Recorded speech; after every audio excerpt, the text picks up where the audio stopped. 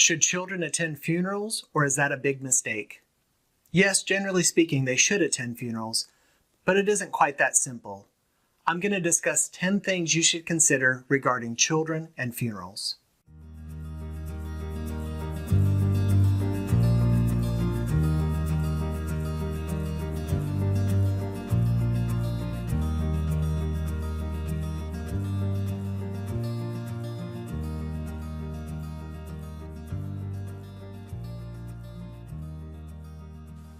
I've talked to countless adults that remember back to childhood when a dear loved one died and no one took them to the funeral.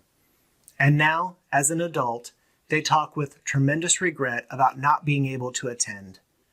They often speak about feeling that something is missing, and they are frustrated and angry that they were not able to participate and say goodbye. In contrast, it's very rare that I hear an adult talk about attending a funeral as a child as an experience they regret. And in the rare cases they do regret it, I believe the funeral could have been a helpful experience if the adults had done a few things differently. So I'm going to discuss 10 things to consider regarding children and funerals to help you make the funeral as helpful as possible for the child.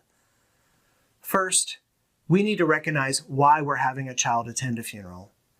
In my professional experience as a psychologist and my personal experience as a father of 3 children, a child's imagination will almost always create something more frightening than reality.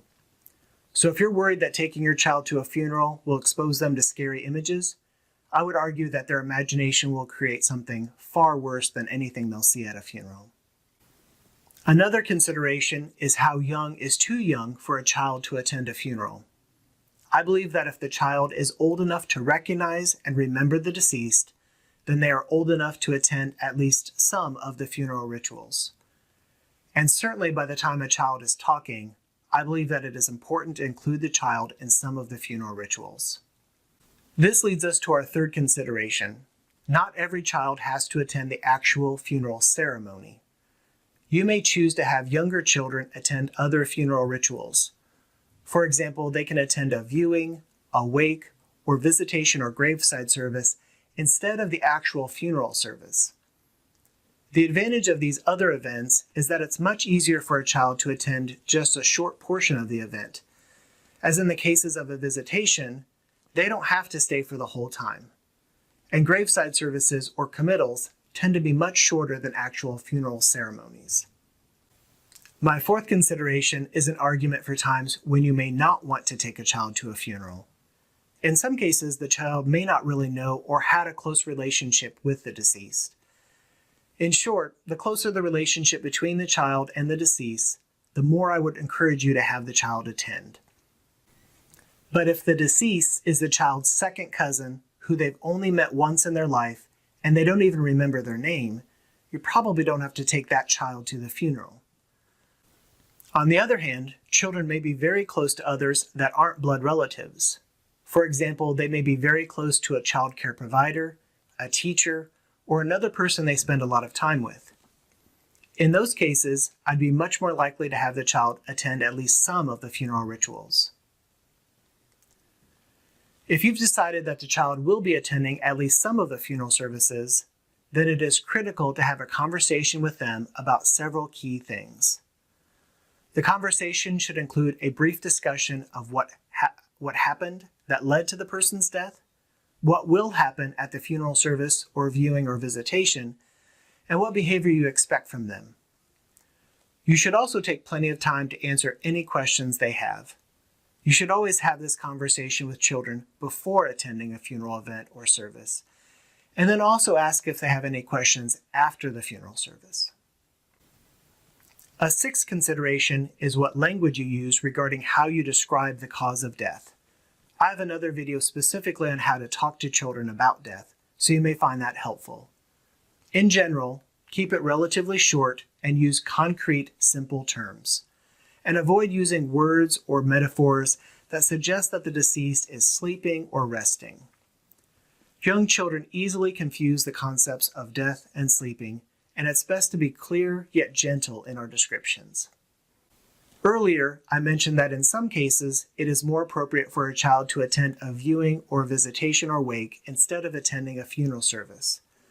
The seventh consideration is to have a child attend a visitation or viewing in addition to the funeral service. By attending rituals such as visitations or viewings before the funeral, children can get used to the entire idea of a funeral before it happens. These pre-funeral ceremony events also allow children more freedom to ask questions that arise as they see the deceased and are in the funeral home or location of the funeral.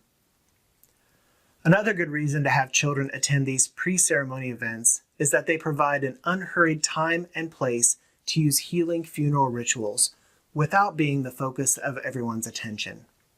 For example, you may ask the child to color a picture or write a letter that they place in the casket. It also provides time for them to talk to the deceased and also receive direct support from adults. So attending the pre-ceremony events will often make the actual funeral service less of a shock. This leads to number 8. Don't force a child to participate in a public way at the funeral service. For example, the child may be a gifted singer, musician, or speaker, but don't force them to get up in front of a group to share their gifts. It's different if that is something they freely choose to do, but don't make it an expectation. It's hard enough for adults to be in front of others at the funeral service, and it can be really difficult for a child to do. Number 9, don't judge a child's grief response. Often children will be sad or angry, but sometimes it will seem as if the loss doesn't matter to the child. They may be hyper, rambunctious, giddy, or even silly. This type of response may be from the child not knowing how to act, not fully recognizing the permanence of the death, or simply a different way for them to express their discomfort. Whatever the reaction is, try to be as patient and understanding as possible. And finally, number 10. This one is more of a suggestion for adults, but it has a direct impact on children. Adults, don't hide your grief from children. You don't need to act strong for their sake. What can happen is that children are watching you and may assume they are grieving wrong and they need to act like the loss didn't matter to them. If you know that you are likely to be really upset at the funeral, then simply explain this to the child and have a trusted adult present that will be able to focus on the needs of the child. But please don't set the example of hiding or holding back your grief. It can be very helpful to a child to see that their grief can be expressed, and that's okay. Having children attend funerals can be a little tricky, and there are a few hard and fast rules that work in every situation. But I hope these 10 considerations help you think through how you can best support a child before and during funeral rituals. In the comments, please share any experiences you may have had regarding attending or not attending a funeral as a child, as well as creative ways to support children before and during funerals. And please share this if you think someone else could benefit from it. If you would like a free e-booklet on helping grieving children and teens, then please click the link below or visit this website.